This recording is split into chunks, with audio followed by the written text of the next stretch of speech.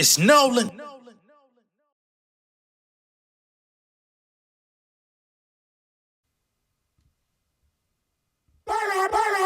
Break. Winning, they win. Putting on me and my friends. Slipped up and set in the trend. Oops, I did it again. Winning, they win. Putting on me and my friends. Slipped up and set in the trend. Oops, I did it again. Winning, they win. Putting on me and my friends. Slipped up and set in the trend. Oops, I did it again. Winning, they win. Putting on me and my friends. Slipped up and set in the trend. Oops, I did it again. 100% I'm authentic. I don't get down with the gimmicks. I keep it real. Never get bothered by critics that never been out in the field. Don't care how they feel. Stand on my pride, I'm drawing a line. Making more money than y'all combined. You're spending your days, you're watching for mine. You're reaching your hand, I won't give you a dime. I drew the plays. Hitting the gym for the 2 days. People be coming with Q&As. I just revive with a new phase. I'm a survivor with through the maze. Right off these niggas, then turn the page. Nobody stopping me ever. I'm dedicated to having my way. I'ma get it, cause I'm so much better. I keep a winning mentality, turning my dreams to reality, put in the work for my salary, try to copy me, that does not flatter me, I'm the best, you can check my anatomy, when I rest I'm recharging my battery, you been naked just like the academy, take a pic, this is something you never be, greatness, quit playing bitch in my pavement, new nurse, I ain't got no patience, no money, I swim in that fragrance, new crib, I'm setting locations, cooking up spill sauce on the apron, clocked in, I don't need no training, my brain make all mistakes. What's going on, beautiful people? It's the kid J Nolan here.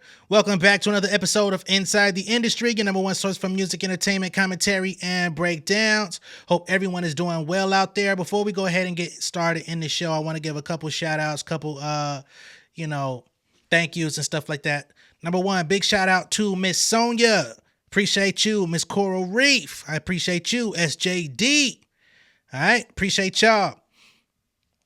Our members on the channel. Y'all give me a second. JP, I appreciate you. Miss Courtney, GH Sunday Shift, I appreciate y'all. Those of y'all that have recently joined and or rejoined, I totally get it. Who else we got to give shout outs to in this intro moment? Big shout out to Miss Jasmine, all right? You ordered Southside Nolan. I'm going to have that sent out to you very soon, so just be on the lookout for it. Taishika, appreciate your support. Who else we got over here? Just give me a second. I want to make sure I get everybody in one fell swoop if I can. If not, I'll get you on the next one. But if possible, I want to get y'all up front. I think that's it. And Miss Rhonda, of course, because Miss Rhonda is always looking out. Okay, so big shout out to all of y'all for your support of the channel. Appreciate y'all supporting the Inside the Industry show. And of course, your host, J Nolan. It means a lot. So yeah, I never want y'all to feel overlooked or like what y'all are doing is unseen. All right. Now, in this particular show, we're going to be getting into Megan Thee Stallion's Act 2, which is supposedly going to be a mixtape. Right. So we're going to talk about that. We don't have many details, but I do have some thoughts. We're going to get into Miss Lakeyah, who found herself on some sort of live stream. I don't know if it was TikTok or something. I don't know what the fuck app it was, but she's talking to somebody. I guess somebody started questioning the trajectory of her career. And next thing you know, she went the fuck off on this lady who basically was introducing colorism into the conversation, saying, hey, you're supposed to be a light-skinned rapper. You should be way more bigger than you are. What the fuck is going on with you? Right? So we're going to talk about that, get into the video of that happening. And we're also going to talk about Miss Ari Lennox. She came out and spoke about an experience of two former labels, as a matter of fact, or a label and manager who scammed her in the past before she linked up with Dreamville and Interscope. Basically just letting folks know about the process that it took in order to get where she is and kind of owing niggas money or paying niggas money that they didn't really deserve. And I have a story about that myself that we're going to get into as to why I'm talking about it, why it even matters. The show is called Inside the Industry. And I just want people to know, man, you can do it yourself. Maybe everybody's not meant to like run their music career 100% forever, but you could definitely get yourself to a certain point and sustain and build a life for yourself, by yourself, without these scamming ass niggas. But we'll get to that in a bit. All right. So first up, Megan Thee Stallion's Act 2 is reportedly going to be a mixtape. She put a tweet out that stated hardest mixtape of the year, which, damn, that's a strong statement coming from Meg. You know what I'm saying? We already got a mixtape finna drop from Glorilla on the 11th. We got JT mixtape. Who else done dropped the tape this year? Doechii. You know what I'm saying? So now we're getting into this whole mixtape conversation, which is interesting to me because there's been a lot of artists over the years that have been coming out saying we need to get back to the mixtape vibe. Of course, if you're an actual music fan and you've been involved in the culture for at least, you know, a solid decade or so, you know that some of our favorite artists actually released some of our favorite music via mixtapes, whether it was before they got their major label deal, or perhaps they got a major label deal, but they still hadn't dropped an album yet. Or maybe once upon a time, artists used to drop mixtapes in between albums during that blog era. I give you a mixtape to hold you over until the album. And I think we're starting to get back into that mode in the music industry. I think it works for the artists as a way to get more music out, interact with the fans, and not have to hoard as much content on their hard drives that they never release. Because let's be honest, some of the best music that artists make never gets to come out, whether it be because of sample clearances, niggas at certain labels not clearing features that they wanted to put out, all types of reasons, you know what I'm saying? But now that we're re-entering a mixtape era, we might be able to start seeing a lot more of those tracks get liberated. Just a couple days ago, Megan Thee Stallion came out and she previewed a new song, which I thought sounded good. It was definitely giving that Southern Texas vibe, the style of music that I gravitate to the most out of her content, out of her catalog. Some people may not be into that, and I understand it, and perhaps she'll have more, you know, poppy stuff. Because I think that's what a lot of fans are waiting on from Megan, right? Some don't. But I think people that came along and, you know, want to see her go to that extra level, they want more of that universal, palatable music that you could play in all types of settings. I'm not saying it got to be like pop to the degree of whatever that shit was with Dua Lipa or no shit like that, right? I'm just saying they want more of the, you know, perhaps, I don't know if WAP qualifies as pop, even though it went to the pop heights. But I think they want more mainstream, like digestible Megan rather than like hard, deep South, I'm in your face with it. I like that vibe.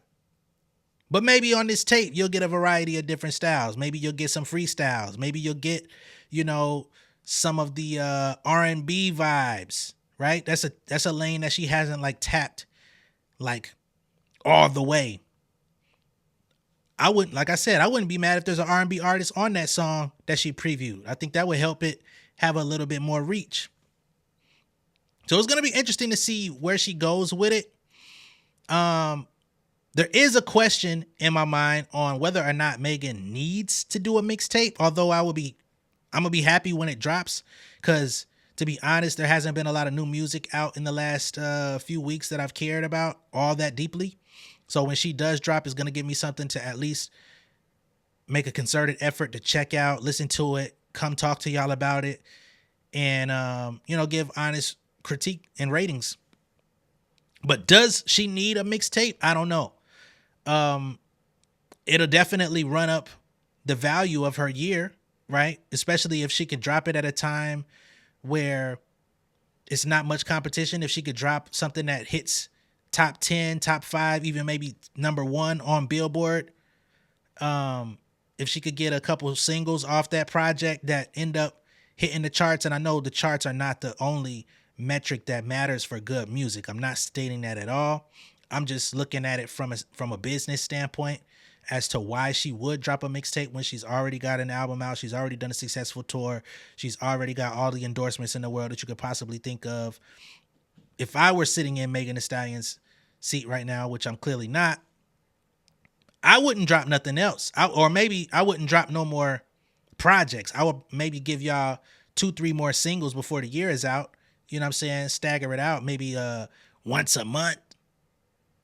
2 solid singles, music videos, and then ride off into the sunset to regroup for 2025. That's what I would personally do. But apparently she's been locked in the studio and she like, nah, I got to offload some of this music before I get tired of it. Because that's what ends up happening is artists hit the studio, they lock in with producers, they get all of this stuff out. But then typically you get pushed back from the label. Oh, no, we don't think that's marketable. Oh, well, no. You sure you want to go with that one? We got another one that you already made that sounds much better. We think it'll go further, blah, blah, blah, blah. She's not in that situation no more. She doesn't have to go back and forth with nobody about what she wants to put out. So she's in the driver's seat to say, nah, I got a mixtape worth of music. I'm going to put this shit out and let's see where it goes. And again, if she could catch a couple hits or a couple, cult classic songs or records that people just, it sticks to the ribs, then that just puts an extra stamp on top of what she's already accomplished in 2024, which of course drives pricing up for 2025. So I get it, but do I think she needs to do it? No, right?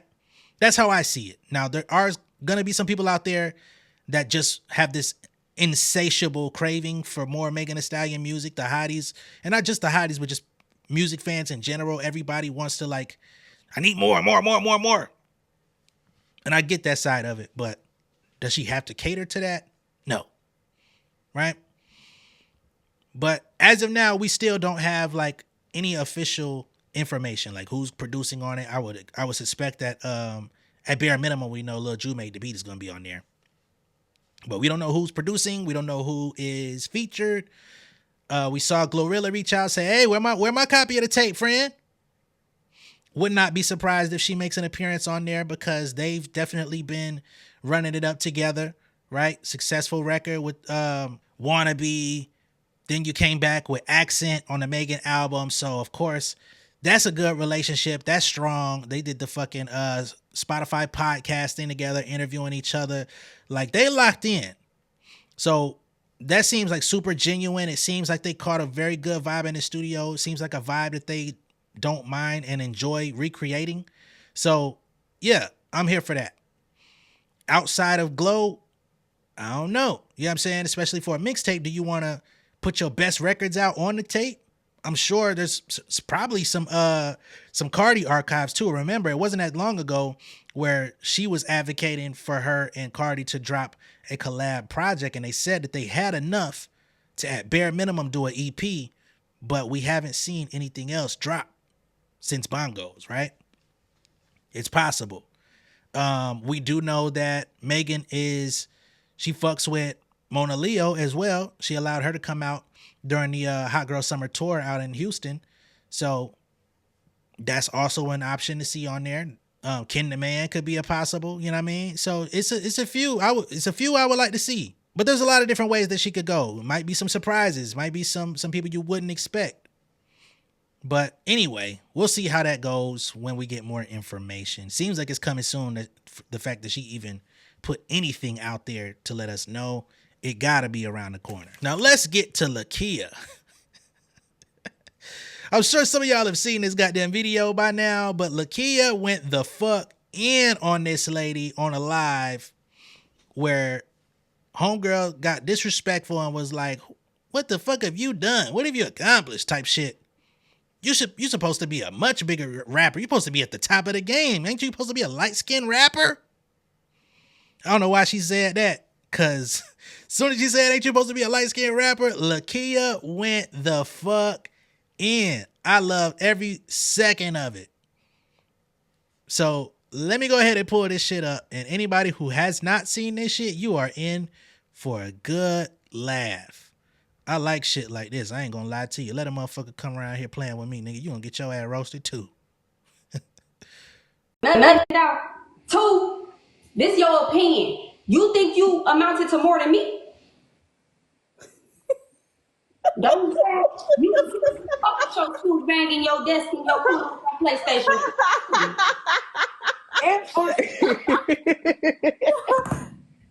Hold on, you really mad about my opinion? Like, this shit crazy as hell to me. Are you okay?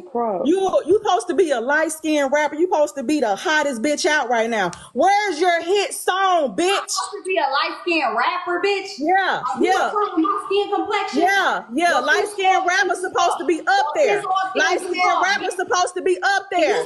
Where's your hit record, bitch? You supposed to be fitted in your shirt, ho. And you supposed to be Where's your hit record, bitch? Where's your hit record? Where's your hit record? You supposed to have a real vanity, bitch. You got a little ass desk in the corner. Where's your hit record? You got a fake ass podcast. What are you talking about? You really a hater, bitch. You really a hater. I've been a hater. I'm the biggest hater, bitch. I'm the biggest. Who is the biggest? I'm the biggest. The damn show here. Takesha LaFay, the biggest hater, ho. Takesha LaFay. Takesha Bojangle eating ass LaFay. Takesha LaFay, the biggest hater, ho. Fuck you talking about? I'm hating though. On some G shit.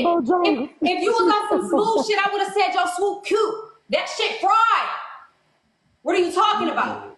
That shit sweet. It look homemade, bitch. What are you talking about? Nice. And yeah, I'm bothered. Cause I don't fuck with hating ass hoes. I be around bitches who real. And even if that is your real opinion, I gotta give it to you. I give you your 10s for having heart, bitch. But I expected a bitch to look like Regina King, bitch. Regina George, Regina Hall, Keisha Cole. You could have been looking like anything, bitch. You ain't looking like nothing. Bitch, what are you talking about? And then, I ain't gonna lie, I said your amenities was all, I ain't know too much about you, but your house look nice though. Thank you. Appreciate it. You welcome. But Lakeyah, when I said amount to nothing, I didn't mean like your whole existing. I mean, you don't amount to nothing in the rap space. You don't make no noise in the rap space. I wasn't saying your entire fucking life amounts to nothing. Of course, because that wouldn't, that don't make sense. Also. All right, so that's Lakeyah and whoever the fuck Takesha LaFay was. LaFay got LaFay down. All right, just like that bang, the swooper. That swoop got there hit like a helmet, ain't it? Anyway, it's an interesting conversation because sometimes when we cover music, we cover artists, we cover people of public figures, I guess you could say. Sometimes we do get a little bit overzealous in the way we talk about them, right? Sometimes we say things about people and we like discredit their whole life's work, right? Even if they have accomplished things that are unseen, unknown, or perhaps we just don't think about on a daily basis. There's people out there, Lakeyah being one of them. She's one of the people in the world that have amassed herself a following for her music. Not everybody gets that, right? She's got a record deal with QC. A lot of people would love to be signed to QC. She's got records with Lotto. She's got records with, let's just run down the list. Gucci Mane. She got songs with 42 Doug. These are all popular people. She had a song with City Girls at the height of their popularity, right? So she's done some things in music. She's not a primary artist by no means. I feel like, unfortunately, her career has been stifled by the changes that have been made over at QC ever since they started making changes within the company and changing executives and whatever happened with Coach K and them. But she's still out here. She's still putting out music. She can rap. She's not suffering from a lack of talent, which a lot of artists these days are. I just don't think that she's been put in the right position to fully extend to where she could. You know what I mean? She hasn't released anything of note since really 22. She dropped some music earlier this year to like a comeback, but the comeback didn't really splash like that. You know what I mean? But I think she needs some new energy around her. I think she needs maybe a new team.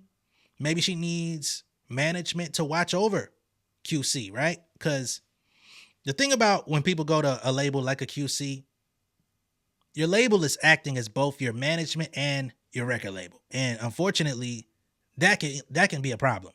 It could be a problem financially because they're basically eating on both fronts. And it could be a problem because if your label is also your management, then who's going to go to war with the label to make sure that everything is going correctly in your career? There's no checks and balances over the label, right? If let's just say Coach K ain't her day to day, right? Coach K is like maybe sitting in the office, or he's the one traveling, doing all of the corporate shit, which is basically what he does. He goes out and does the podcast episodes. He goes out and does all of the conferences and all of that type of stuff. P will do some of that stuff, but not much. But P is more so hands-on day to day, you know, which is why you always would see him with Lil Baby and Migos when they was out. He's kind of that person. He's the check-in, the point person. But at what point are you going to say, yo, P, I need you to check goddamn Coach K. Like, I need this new single out now. I worked on it. I put my money up. I got the music video done. You need to go tell that nigga to get that shit done. Is he gonna put his relationship on the line with his bro that he started his company with in order to go to bat for you?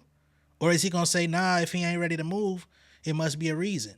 He gonna start giving you pushback, and you're gonna feel isolated because it's like, damn, who's fighting for me, baby? Nobody, right?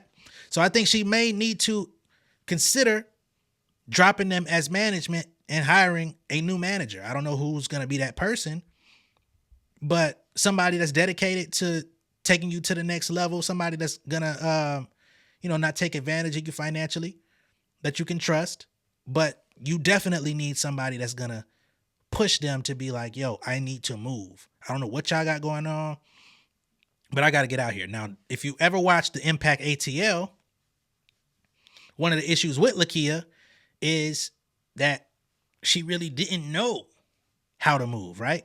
She's out here doing shows. She's in the studio, but that's pretty much all she knows how to do is get in the studio. Even when she did the collab with Sweetie, she was like, yo, you just got to press the gas on this shit. Like, you got it, but you gotta commit to the grind. You got to turn your work ethic up.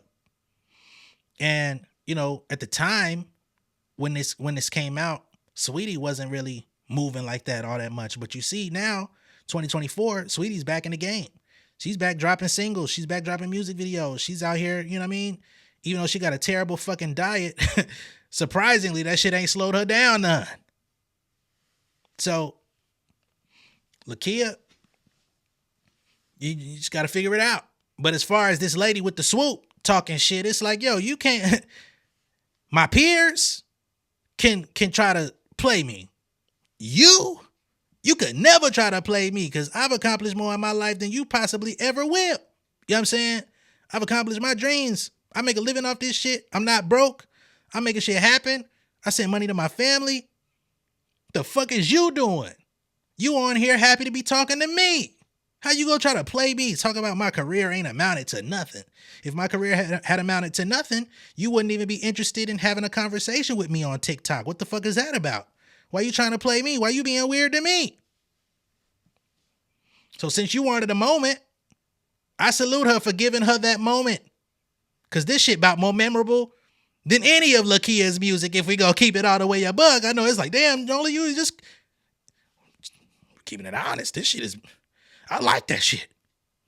I might run that motherfucker back a couple more times when I get off this video. I like seeing motherfuckers get roasted. Y'all don't know that about me like that. Y'all should. But some of y'all don't.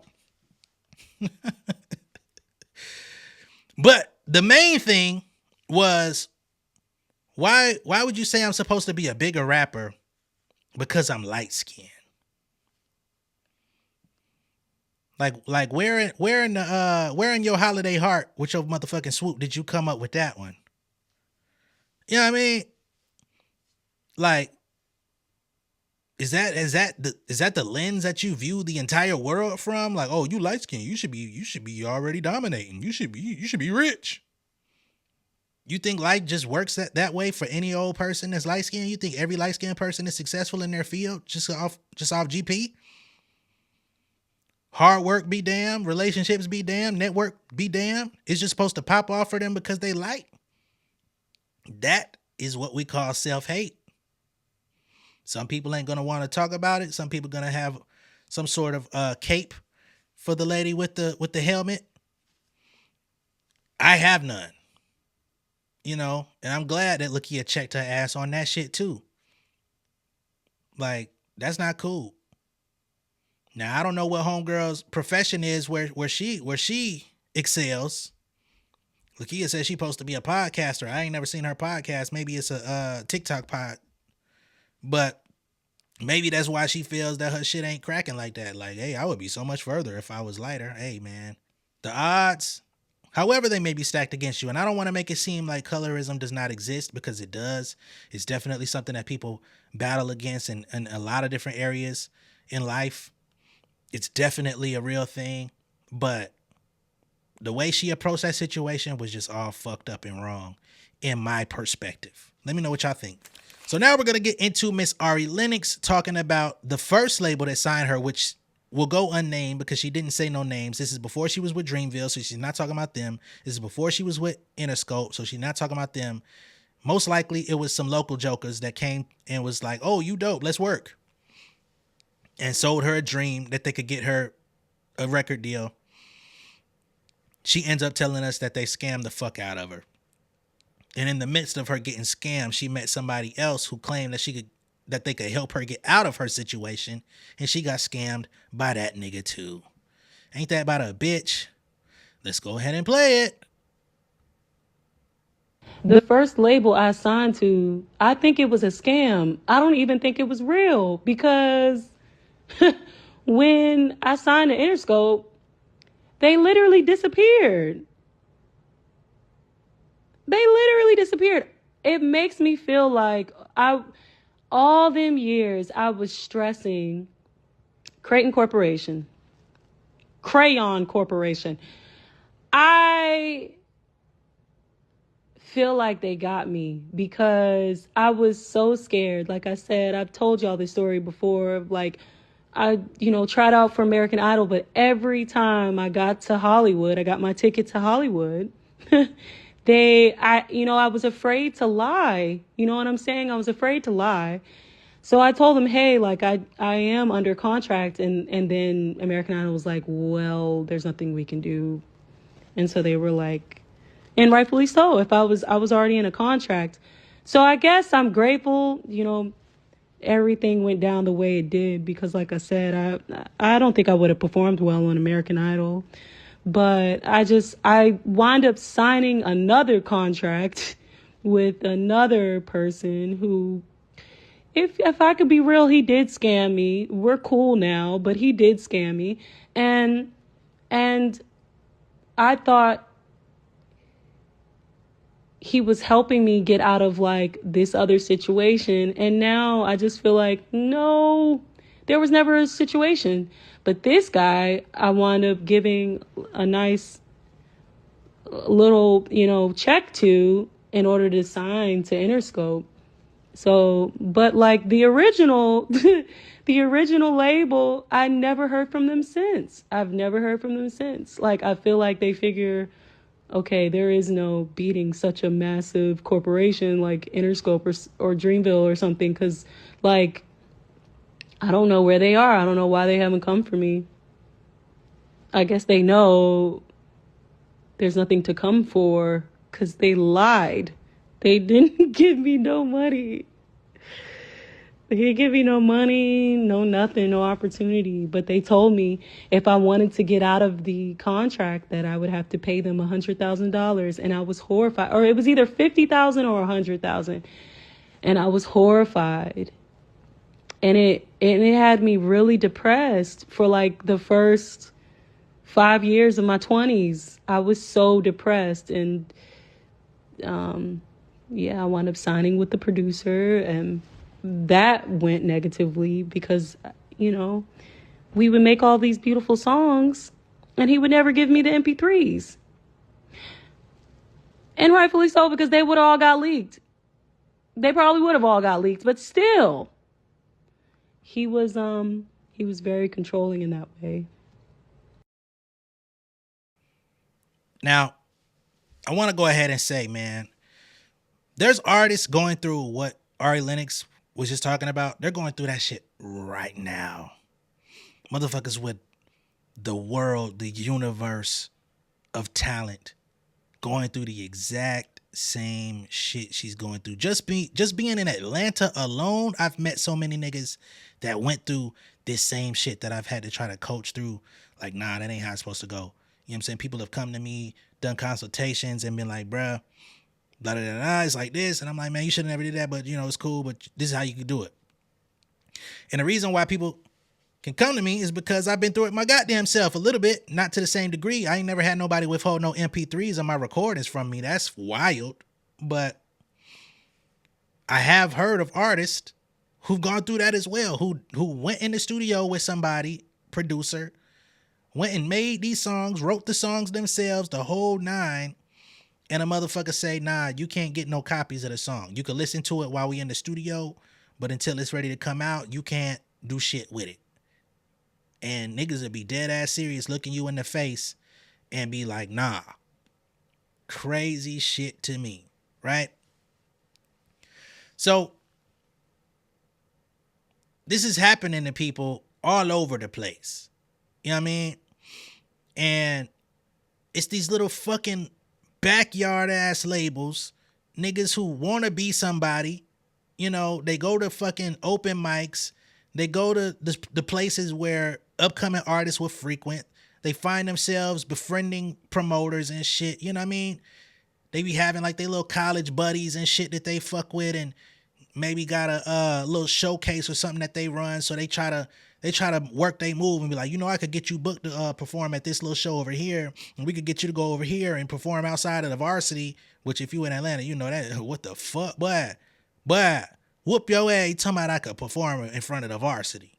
But some people will do shit like that. Just all type of fuckery, right? And then they get you on some fugazi ass paperwork because as artists, a lot of us come into the game not really knowing. We don't know what the paperwork's supposed to look like. We don't know what the agreement really entails. Even when a nigga show it to you and you read it, you don't know what you're reading if you have never been introduced to the verbiage in the contract. You find yourself locked in that motherfucking contract for damn near 10 years. She said the nigga that signed her originally said, if you want to ever leave our company, you gonna have to pay us $100,000. How the hell am I have to pay you $100,000 if you never invested $100,000 into me? If I've never generated $100,000 worth of income, how the hell am I supposed to pay that off? Where would you get that number from? Y'all didn't bring $100,000 worth of opportunity. But basically what that tells me is they really felt like she was going to go off. Like she was going to be something. It's like, man, if she gets snatched up by somebody, we need a minimum of $100K for a finder's fee. If you trying to leave us, because we know you going somewhere. Nah, motherfucker, suck dick. And she said she wonder why them niggas never popped up, because the motherfuckers know they paperwork wasn't worth shit. It wasn't worth the ink they printed that bitch with. But as an artist that don't know no better, you'll look at that contract and be like, damn, I'm stuck. Fuck. You go off and try to do something, nigga pop up, send you some bullshit. Hey man, I've told this story before, but it's been a while since I spoke on it. I ain't never had no local label fuck me over like that. But a few years ago, I was at this crossroads in my music career where I was just like, man, I need something to change fast, right? This was like 2019, right before 2020. I'm like, man, I feel like I've maximized everything on my own. At bare minimum, I need a manager and I need like a fucking, I need an agent of some sort. You know what I mean? Booking agent, whatever the fuck, you know what I mean? Something. So I ended up linking with one of my homies managers because I had seen them like doing shit. They was doing events. They was running their own events and they was getting asses in seats and shit. They was making money, getting booked and whatnot. So I'm like, shit, they over there doing shit like that. Maybe I should get down with the squad. And I didn't even seek them out. Homie came to me and was like, yo, let's talk. You know what I mean? Because folks know me out here. And we had a conversation And we ended up putting some shit down in writing because I had been seeing what they were doing. I wanted to be a part of it. And once I actually got an intimate glimpse of what was going on, it wasn't all that it was cracked up to be. You feel me? So this particular manager was pretty skilled because he knew about business. He knew about like setting up your business. He had some knowledge of, you know, industry and like publishing and all that stuff. I already knew that stuff. But of course, you do want a manager that knows that type of thing. It wasn't like he was teaching me about the shit. We used to get in debates about that stuff. But you know, it just felt like, all right, yeah, we could be, this could be something. You know what I mean? He was really great at like graphic design, so we wasn't gonna have to go out of our way to like get other people to do flyers and like album covers and all of that other type of shit. Cause you know, in order to be an artist, you can't just, you need somebody that's gonna be able to turn your photos into like art pieces and stuff like that to really stand out. So dude ended up like charging me like a monthly fee for all of the encompassing things that he was bringing to the table, which I've heard is becoming more of a standard practice for managers that want to be in the industry nowadays. It didn't used to be a thing. It used to be like straight up 15%, 20%, whatever. But some managers nowadays, you get with an artist and you know that it's like no guarantee. It's not necessarily a guarantee on money coming in. So it's like, you're going to have to pay me like a monthly stipend for me to manage you and all this shit. So I was like, I don't know what that, but whatever. Cause I knew I was going to bring in bread and shit like that, but I knew I needed help. This is, you know what I mean? This is why I be talking the way I do. Cause I've made mistakes. And that shit didn't go well. Like we was working together for less than a year. And this particular person, I learned that nigga like had social issues, like real social issues. So the more time we spent together, the more time we spent out in public, it was like never a situation where this nigga did not get offended by somebody. So for artists out there, you think you want like a Dame Dash on your corner? I had a fake ass Dame Dash in my corner. Just opinionated, take over a conversation, deflate the air out of a room. You don't want that in your corner. You want somebody that could be stern, but if they rub everybody wrong, people ain't gonna want to work with you. That's why Jay-Z got the fuck away from Dame, because you don't want your manager out here ruining all of your relationships. And it makes you would think it just makes sense, but there's instances where that type of personality would be what you would gravitate to, because it's like, nah, I need somebody that could be the bad guy to offload all the hard conversations to. Yeah, that nigga was fucking shit up behind the scenes. Not only for me, but for my partners that he was managing too. And we were all kind of utilizing resources and shit, sharing our resources. And he started getting in beef with niggas. Niggas was pulling up and he started, we was doing a motherfucking video shoot. This nigga brought his dog, big ass pit bull dog, to the video shoot to try to intimidate somebody. Man, this shit was crazy, man. If you seen my Atlanta shit video, y'all, if you've ever seen it, there's a scene of me like rapping on top of this fucking smoothie truck and shit with the skyline in the background. Beautiful shot. Niggas got into it about that. Nigga was like, you trying to get managed by that smoothie company? You trying to do business with them? You ain't told me. I'm like, what are you talking about, nigga? We just agreed to do a scene. You like, nah, that's breach of contract. Nigga sent me document to my crib talking about I was gonna have to pay X amount of money. The motherfucker was psycho, man. Like, and he thought, I guess, because he could send some shit through certified mail that it held some weight. Little did he know I had an attorney already in my back pocket. And he was like, you try to come and say, I was gonna have to pay the nigga thousands of dollars and shit. We was working on this project that he had designed artwork for.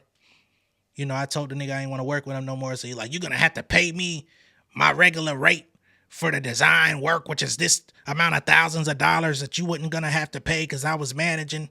So you're going to have to pay me that. You're going to have to pay me X amount of dollars for the next 12 months because I got a sunset clause on you. A sunset clause in the music industry is basically if you enter a contract with somebody, excuse me, and they no longer want to work with you no more, you can eat off of whatever that person does in the future for a specified amount of time because they're breaking the contract, which puts you in a financial bind. So you get to like recoup some of those damages for whatever that set period of time is. All that kind of crazy shit, right? And I had learned how to make money on my own. I was making money doing my own shit, securing my own events, putting together my own events. During the time of us just brainstorming and shit, I started writing my own book and shit. So I came up with all of these different things. So when I was on the outs with dude, I guess he was like, oh, nah, this nigga's finna go off and like make hella bread on his own. I gotta try to enforce, like, you need to pay me some of that. My attorney hit that nigga and he didn't want no smoke. We have not spoken ever since. All that shit talking about I owe you, nigga. That nigga went and faded into oblivion. And my homies got the fuck from around his ass too, because he was hella disrespectful to them, which is another reason why I fired his ass. But you got to be very careful about who you align yourself with in any field. It's not just about music, but especially in music and entertainment, because everything falls on you. You don't have no protection. You don't have like a supervisor. You don't have no HR. All you have is your talent, your vision, and hopefully your discernment on who you choose to be around. But man, let Ari Lennox lesson be a lesson. Let J Nolan lesson be a lesson. Like, you can do this shit on your own. Like, you don't need, a lot of niggas be thinking, oh, man, I need somebody to help invest in the shit with me. If you need help with investing, find like, here's something that me and my producer homies did. We linked up to do a project. I didn't pay them for no beats. They didn't pay me to rap on their beats. 50-50 splits on the production for the master. 50-50 split on the motherfucking publishing. Just keep it even. We doing even work. We doing music videos. We going 50-50 on the music video production for the budget. We coming and doing shit, and whatever we make, we gonna split the shit evenly. That's a much better strategy than having a nigga come into your fold and start pouring money into you, and you don't recoup nothing back, and then you don't want to be with the person because of whatever, y'all get into a personal issue. There's a lot of women that come into this shit. They end up dating a producer, end up dating a manager. That shit goes all the way to fuck wrong too. That shit'd be, yeah. That's a whole nother beast. Cause man, I tell you, so many ladies I've met just in Atlanta alone, I done heard like, yeah, you know, I used to date this producer and he was doing me dirty, We broke up and he wouldn't give me none of my songs. I could never put them songs out. I wrote those songs and they just sitting on his hard drive, and he said I could never get them. And in order to walk away with my piece, I just let it be. But then you fuck around, you've wasted a year or two working in the studio with this nigga. Y'all was having this whole, you know, whatever y'all thought was going on. And you find yourself in a Swiss Beats Mashonda. Don't do it. But you ain't got to listen to me. You got to see it for yourself. Let me know what y'all think about this down below in the comments. Be sure to like and share this video. If this is your first time seeing me on YouTube, go ahead and subscribe to the channel, become an insider. I'm going to catch y'all on the next one. Yeah, man, I'm finna sign out. I'm finna chill out. Much love and respect, y'all. Peace. King of my city and cul-de-sac. Coming out swinging like soldier rag. Leading my people like quarterback. Boy, I study this shit, I'm an almanac. Had to get up and grind. Knowledge is booming, I'm here to apply. Came with the chip and the dip, it just single the mind. We finna do more than survive. I need my check. Spinning the block for the Gouda. We hitting the jeweler to flood out the net. We don't do beef for computers, I'm straight out the sewer. We come when you rest. Niggas be looking perplexed, so keeping my foot on their neck. No map, I trust my gut for the quest. But drama, I'm fully abreast. I was ready for years and they doubted me. All of a sudden they tell me they proud of me. I been dropping these haters like calories. Cross them out, I came back with some boundaries. Stand for my honor, but too raw, no corner. Packing the stick with a drummer. When I catch my bad, won't fumble. I done came too far to be humble.